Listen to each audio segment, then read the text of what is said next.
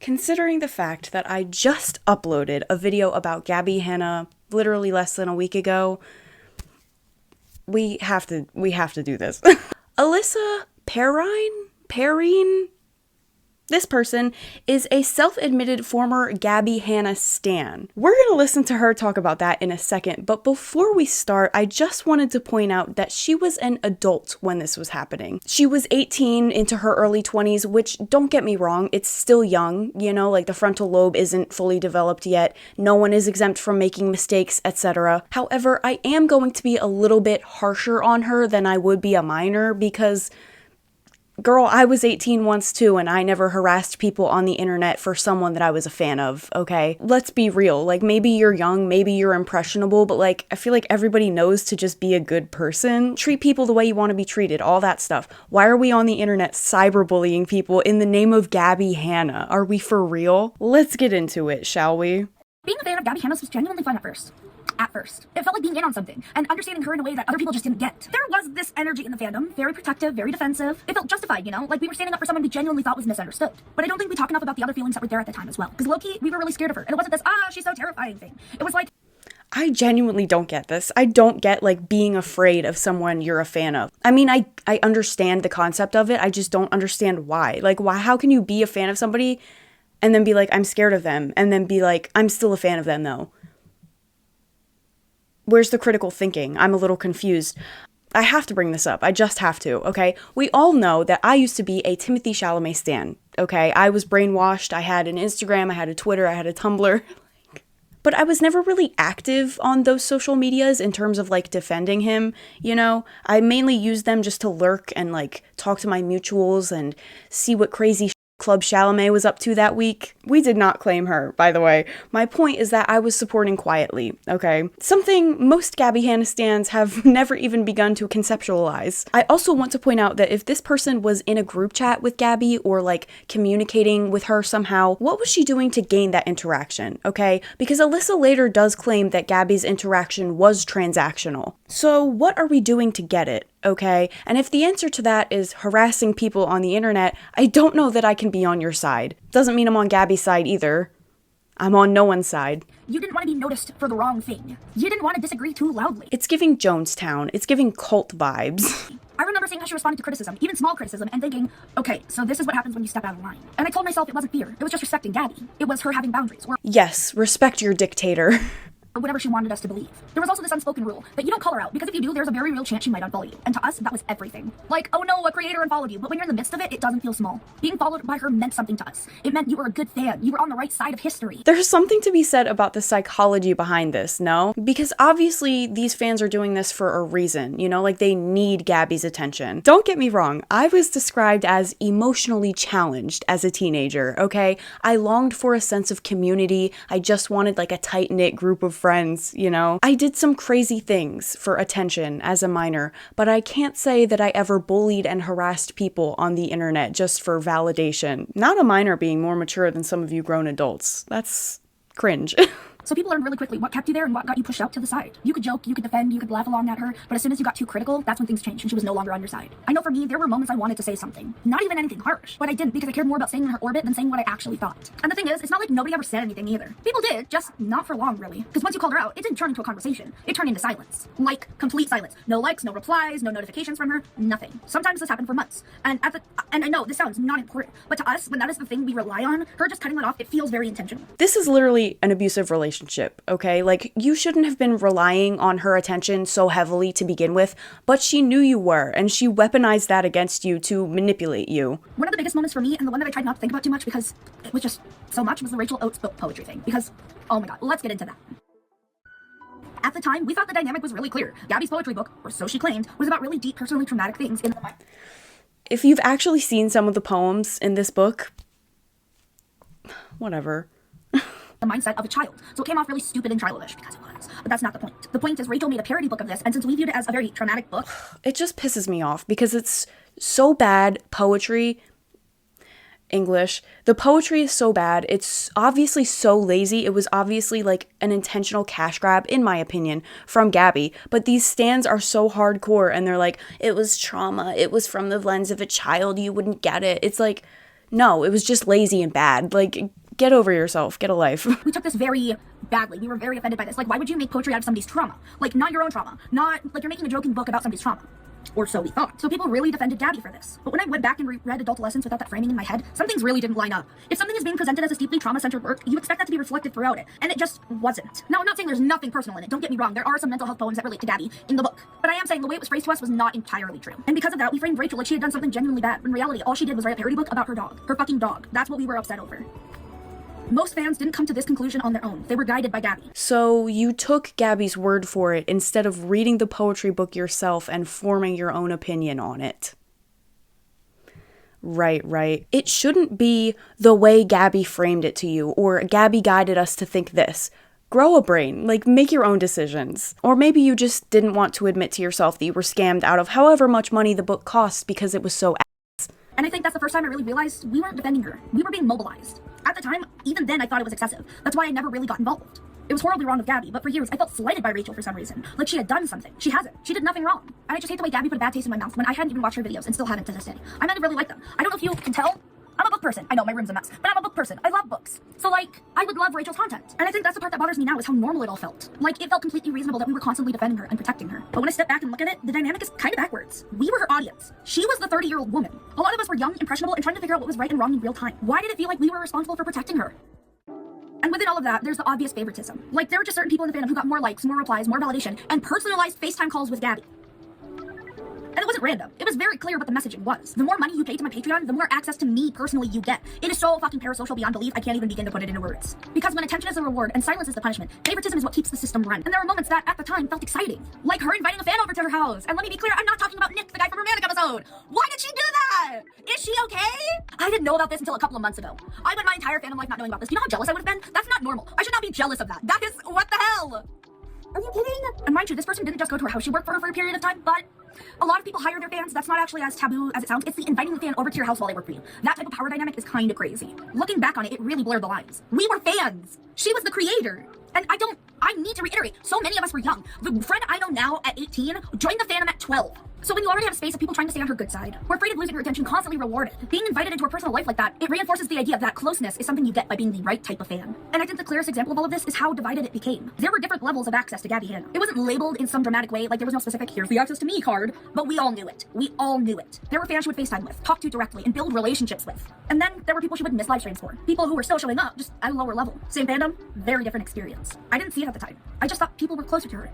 Now I'm starting to realize maybe they were more of use to her. And I think what shifted for me was how heavy it all started to feel. People always told me, you'll regret being in the Gabbie Hanna fandom. I do not regret being in the fandom. Yikes. Big yikes. I'm conflicted because it's like, it's your fault for being a parasocial adult, but at the same time, should we have sympathy for people like this? Is it a mental illness? Like, is it the same thing as saying it's your fault for having depression? Like, I think ultimately, while they weren't arguably responsible for their parasocial relationship, they're responsible for their actions, okay? And if they attacked people in Gabbie's name, then they should be held accountable for that. I'm really sorry, like, I'm really trying to remain neutral in this situation, but this whole video is just person faces consequences of their own actions. Like, yeah, you stan a piece of shit and now you're shocked that said piece of shit is acting like a piece of shit. Shocked Pikachu meme.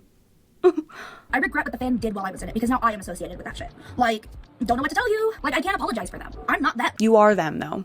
You were them. As we come to find out, you can apologize, and you probably should apologize because yikes. You would think in a community expected to defend her, and in a community where Gabbie said that Hello Leash and JessiSmiles needs to control their fan base, that she might step in for us and help us. But she didn't. Not really, at least. So you end up in this position where you're defending her constantly. You're managing how you act so you don't get cut off. And at the same time, you're completely on your own. And I remember just taking it, because that's what being a fan felt like. But looking back, that's not loyalty. It's cowardice. A lot of us were doxxed for defending her. Some of us were outed to our families for defending her. People contacted my dad for defending her. They got his contact information and texted him. And again, in a fandom where we're expected to show up for her, that level of expectation was not reversed back onto us. I'm not saying she controlled what other people did, but I am saying that environment existed because of her, and we were the ones who had to deal with the fallout. Partially because of her. It also existed because of you too, because you were also playing the game. I feel like we can't have one without the other, no? When I look back at all of this, I don't think any of it is random. It worked the way it worked because it benefited her. We were younger, more reactive, and more loyal. We were willing to jump in and attack someone we cared about without fully thinking it through. And she didn't have to defend herself publicly because we were already doing it for her. We were the ones arguing, getting harassed, and getting doxxed. Well, she got to stay just far enough removed from it. And I think something that gets overlooked in all of this is how long we stayed. And I don't mean that the way you think, I mean that either. Hear me out. There were long stretches, on Patreon especially, where she just wasn't there, but kept charging people for their fucking money. Months, sometimes close to a year. And people didn't leave. We waited, which yes, is our own fault. But she should have paused subscriptions. I know she just acknowledged that it was their fault. I know that. But she's still implying that it's partially Gabbie's fault. Y'all know how I feel about Gabbie by now. Like, I hate to defend that woman. However, at what point do you, as an adult and a fan, stop and think? Use your brain, that thing in your head, use it. At what point do you stop and say, this isn't really benefiting me, okay? I'm putting in a lot of work, harassing and doxing and attacking other people in my fave's name. I'm walking on eggshells around my fave, and now I'm giving this woman my money for little to no reward. When do you, as a functioning member of society with, I'm hoping, at least more than one working brain cell, step back and be like, yeah, maybe this isn't for me anymore. I gotta, like, find something else. I gotta stand someone else. No, none of that. You just, like, lay down and take it. Like, and don't get me wrong, it was definitely also Gabbie's responsibility as a creator to pause the Patreon and stop taking people's money when she wasn't delivering anything. But again, bad creator gonna do bad creator things. In the words of your fave, Gabbie Hanna, maybe you just need to manage your expectations a little better. You're choosing to give her your money for nothing. It's hard for me to feel bad for you. We kept expecting her to come back and pick things up eventually. We waited because that's what a good fan looked like. She would disappear for months at a time, sometimes years, and then come back and expect the same loyalty. There's a reason her albums flopped. Like, the real reason they didn't chart. And it's because, it's not because she didn't promote them, it's because she ruined the loyalty with her fanbase. And now we don't want to stream them either. No, babe, I'm pretty sure her albums didn't chart because they were bad. I think the hardest thing to admit is that we were all doing this in her name. A lot of it was framed as defending her, correcting misinformation. But in practice, it often turned into going after other creators, dogpiling, arguing, pushing back in ways that didn't always feel reasonable. And the thing is, it didn't even feel wrong at the time. I feel like that's a character flaw more so in you than anything else. If you have the capacity to be mean to people on the internet and you don't even feel any type of way about it, like you don't even get like a mental pop-up in your brain being like, maybe I shouldn't post this comment right now.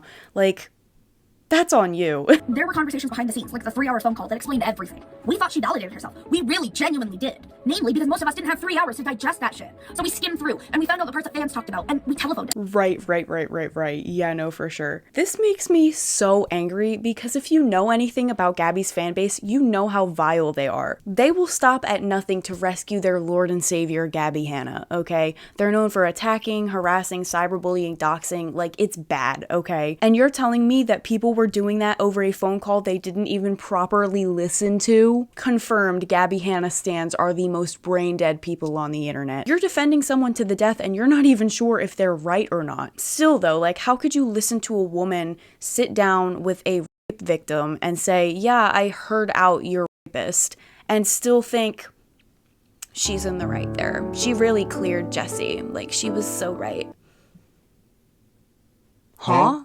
It's so infuriating. Like, Gabbie has literally cultivated a fan base of mini hers, okay? They didn't even do their due diligence of listening to the entire phone call before they just got on Twitter and blindly defended Gabbie without even being properly informed on what they were defending her from. It's fine, my close personal friend Gabbie Hanna would never. You've never met her. Like, get your ass off Twitter because it gives you fucking mental illness. Like, yeah, some drama happened while I was in the Chalamet fandom, but I never partook in it because, number one, you'll never catch me defending a man. And number two, even when I was completely down bad for him, I couldn't fathom entering the trenches just for some guy I didn't know, and he didn't even know or care that I existed. He's an award-winning actor. I'm sure he'll be just fine. Same for Gabbie. Like, she's always talking about how happy she is, how she has everything she could ever want in life, and she's got money, and she's making music, and she's exactly where she wants to be. She'll be just fine, okay? She doesn't need you defending her. It's not a matter of life or death. Like, she's fine, I promise. Why is everyone so eye-twitchingly up in arms over Gabbie Hanna? Are we for real? Like, I know that she intentionally fosters this environment, but still, like, it's hard for me to fathom that there are fans out there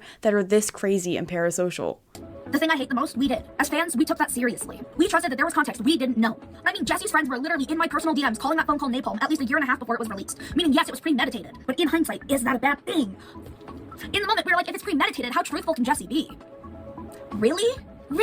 Like, I look back on my own thought process and I'm like, oh, was so brainwashed. This is a cult. But the way I was thinking about it is, why would I receive information about this? A little too late here, but at least you clock it now, you know? The thing that stayed with me the most was what wasn't addressed. There were things, especially during her Manic episode, where she said things that were genuinely harmful, offensive, and racist.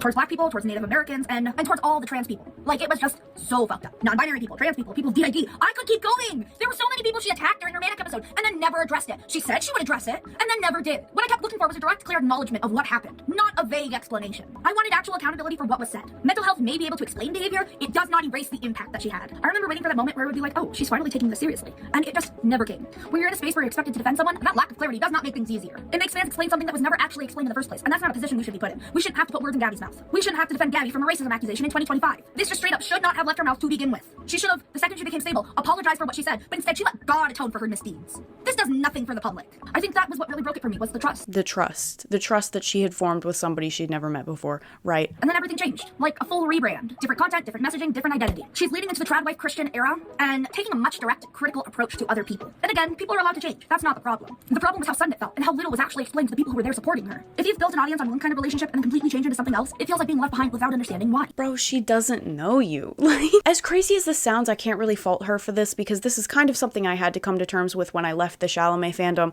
but I can liken this to if you have an apartment in a high-rise, okay, like a skyscraper, and there's a building right across from you, and every day you look out your window into somebody else's apartment and you see that they have blue painted walls, okay? And you're like, oh my gosh, my neighbor, those walls are so pretty. They're so lovely. I love them every single day, day after day. And then one day you look out your window and they have yellow wallpaper and you're like, oh my God, why are they doing this to me? Like, never spoken to them before. Like, you don't know them. You've just been watching them through your window.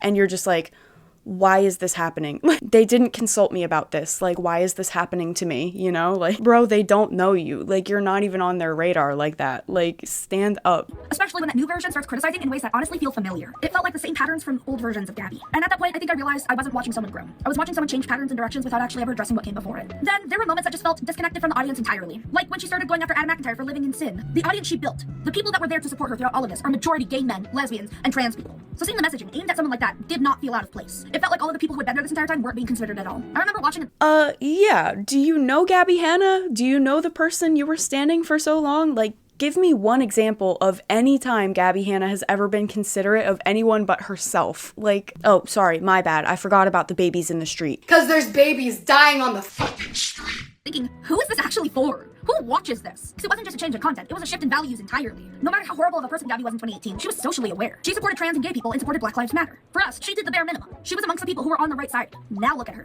On the right side! Like, hello! That's the part that says the most about how it ended. The downfall actually started in 2021. There wasn't some huge fallout in the fandom where people made massive cancellation posts. People just slowly started to leave in waves. At a certain point, it wasn't even anger anymore. It was disappointment. I felt it and I saw it in other people too. Because when you support someone, defend them, and watch and expect them to grow, and then nothing changes, you just stop showing up. The hardest part about this is realizing how long I stayed. How many times something didn't sit right with me and I still found a way to explain it. How many times I chose to defend someone instead of listening to my own instincts. I wasn't just watching it. I was a part of it. I helped defend her. I participated in a space. So I get the answer to my earlier question of what you did to gain her attention. Interesting. That, looking back, wasn't healthy for me or the people around me. I lost 70 pounds and developed a stress ulcer from the emotional turmoil of all of this. I'm really not trying to victim blame this girl because obviously you have to have something going on mentally in order to defend someone so hard that you're getting like stress ulcers, like physical reactions, okay? But like, the thought to unstand never even crossed your mind. I'm not even judging. I'm just genuinely curious. It's affecting your literal health and you're just like, I need Gabbie Hanna to like my tweet. Like, girl, stand up. I have CPTSD response to being doxxed and harassed by literal YouTubers. No matter what, doxing and harassing isn't cool, ever. Gabbie Hanna stans shouldn't do it and other people shouldn't do it to them. No one should do it ever. Okay, moving on. Why was Cody Rance making videos about me when I was the one getting doxxed and harassed? Cody Tyler mentioned in the Big 2-6. Hello. And I don't think that makes me a bad person. I just think I have to be honest about it now. I have to be honest about what it felt like, what we normalized, and what we ignored. So, I'm not a fan anymore. I can't support her homophobia, or transphobia, or racism, or I could keep going. It wasn't one moment or one thing she said or did. It was everything stacking over time. I realized I felt more anxious than I did excited. I was looking at how to defend her instead of actually enjoying her content. It was seeing how we were expected to protect her, but nobody protected us.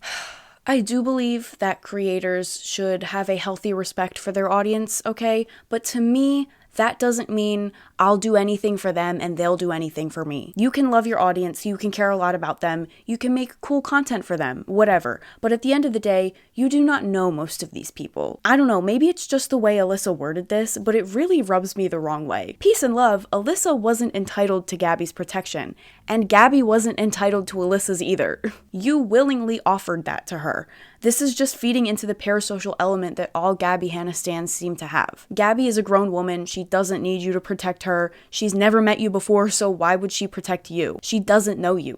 Like, do they not get tired of constantly fighting and going to war for this woman? From JessiSmiles to Trisha Paytas to Rachel Oates, the list goes on. It sounds really mentally and emotionally exhausting. Maybe don't stan someone who's constantly problematic and needs to be protected. Like, stan Jenna Marbles or something. God, I miss Jenna Marbles. Jenna, save me. Save me, Jenna Marbles. I know there's gonna be at least one fool in the comments being like, you're enforcing the bystander effect by saying that people shouldn't stand up when someone has been wronged.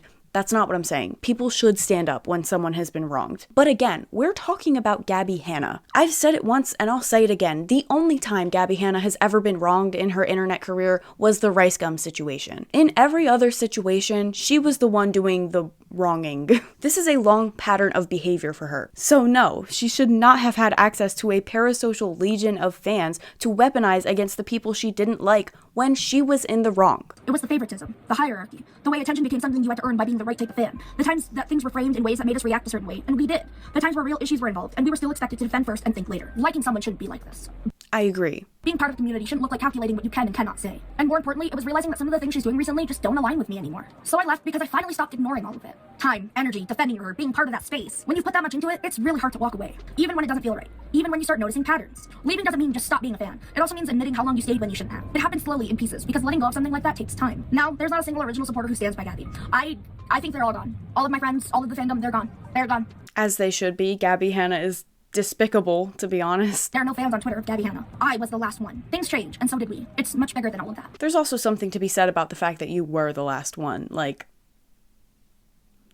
Right. That's all I really wanted to say. Not to start anything or to drag anyone. Just to be honest about why I'm not here anymore. If you're still in the fandom, I'm not telling you what to do. But I am saying, if something feels off, listen to it. If you've also gone through something like this publicly, you don't have to share it. But if you want to, you can. Just be honest. Thank you for watching and giving me your time when I know this is something I put myself into by choice. Ultimately, this is my fault. But I wanted to speak about it. Thank you, and goodbye. I do like the part at the end where she acknowledges that it was her fault for staying in the fandom for so long. But that doesn't make it any less infuriating because, like, you were harming people for fun? Like, you gained absolutely nothing from it. In fact, in terms of money, time, and energy, it was a net loss for you. I genuinely have no idea how someone can see this video I'm acting different.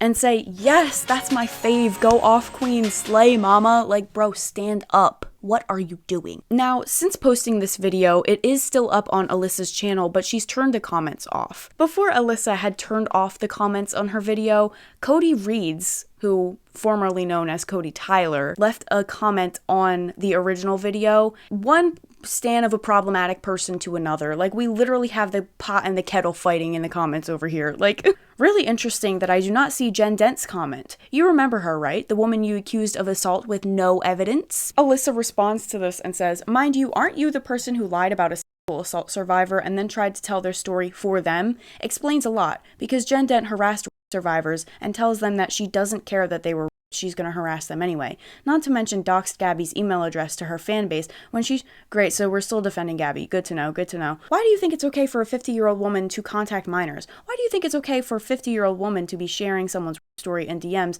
that's not theirs in the first place? Why is she sharing Gabbie's story of abuse to fans? Why is she calling the phone call napalm and treating serious accusation as some method to take down Gabbie? Why was she in my personal DMs telling me, sorry, I never actually wanted to sue you. Do you want me to sing you music in my carpool karaoke? Why is JenDent somehow an even worse person than Gabbie Hanna herself? So, I mean, like, did we really leave the fandom? JenDent, who is a friend of JessiSmiles and has her own sordid history with Gabbie, has commented on VangelinaSkov's video. She's left quite a few comments. I don't know if I was able to locate all of them because they did kind of get lost a little bit, but here is all the ones that I could find. That person, she's talking about Alyssa, forged my signature, accused me of being a child, signed me up for thousands of junk emails, and is acting like they're so removed from it all. LMAO. This person flat out said Jessi is a liar. Stuck with it till the end. Shall I keep going? Jessi knows her. I know her. Gabbie knows her. Alex knows her. She made sure of it. She sent me a crazy cease and desist through email and asked for my signature. I wrote on a separate piece of paper, "Kiss my ass, JenDent." She cropped my signature, applied it to the cease and desist letter, and sent it back to me, thanking me for signing a legal document. Y'all want me to keep going? Oh, I love that everyone is just eating it up. Like, this person did not do the most nasty ass shit for years and is still talking mad shit. Wow, didn't realize it was that easy to rewrite history. Well, she's a Gabbie Hanna stan, so what else did you expect, really? Is that not like Gabbie Hanna's like whole thing, is like lying about things that happened? To this day, I pay for blue check marks because Gabbie Hanna stans steal my handles / impersonate me. Want me to keep going? Like, it pisses me off that this person is getting any sympathy here. Seriously, this person was absolutely vile nonstop for years, and the fact that they are the last stan should tell you that. I am so sorry, I cannot help myself. How does she not listen to the phone call when it was the napalm I threatened her with for 1.5 years, when she would not leave me alone and kept doing shit to me, insisting that the reason she was doing it was because Jessi was lying and I was standing up for her? I do not understand. I have literally felt so crazy all these years from all this shit. LOL. Some comments from other people. If this is the fan I think it is, yes, she was young, but she also did and said a lot of vile shit in the name of Gabbie. Dang, Alyssa being done with Gabbie is huge. They were one of her top ride or dies for her. Really seems like she doesn't want to take full responsibility for her own actions. She's young, but she was old enough to know what she was doing was wrong. I was only following orders wasn't a good defense in the past, and it shouldn't be now either. Slay. Not to be that guy, but this girl's whole video seems full of excuses for me. She started being a fan of Gabbie in 2020, when everyone under the sun already knew she was a horrible person. Dude, I was in my early teens in 2020, practically a kid, not even knowing English that well. And even I knew she was terrible and not worth defending. And somehow this person just didn't know any better at 18. A lot of people are saying that the script sounds like it was written by ChatGPT. Overall, I know I've been very judgmental of Alyssa, and I feel like it's for good reason. But I'm actually really glad that she uploaded this video because it gives me a lot of insight into the minds of Gabbie Hanna stans. And it actually answered a question that I had asked in my previous video about Gabbie, which is why she's continuing to lie about things that happened years ago, over and over again, even though it's been proven that she's wrong. And we've just found out, via Alyssa, that Gabbie does this because her fans will believe her. It doesn't matter how many times she's been proven wrong. It doesn't matter that most of the internet knows who she is. She still has a small subsect of fans that are extremely loyal to her and will take everything she says as fact without question. They won't fact check. They won't listen to criticism from the haters. They will just believe her. So yeah, of course she continues to lie and rewrite all the narratives. The fans will, unfortunately, always be there. Maybe not the same fans, obviously, because Alyssa's saying they're all leaving, but old fans leave, new fans come in. It's a stupid freaking cycle. It is, as Alyssa said, comparable to a cult, which is honestly even more concerning now that Gabbie has added this religious context and is essentially trying to paint herself as a prophet. This honestly has the potential to become very dangerous. I said in my last video as a joke that Gabbie was trying to become Jesus Christ, but maybe I was onto something there. Anyway, please don't go over to Alyssa's social medias and like harass her and leave mean comments. She's done bad things, but literally the whole point of this video is that being mean to people on the internet is not a productive use of your time. If you have something nice to say, leave a comment. If you have something not nice to say, leave a comment. Make sure you subscribe to this channel because it's literally almost 2 a.m. when I'm filming this. Moral of the story, parasocial relationships bad. See you next time. Do you guys think the background is too dark? I can't really tell. I kind of look like I'm on the set of a Saw movie right now. I don't know if that's a good thing. Before Alyssa had... Get out. Stan? More like stand up. Half of this video could be responded to with duh.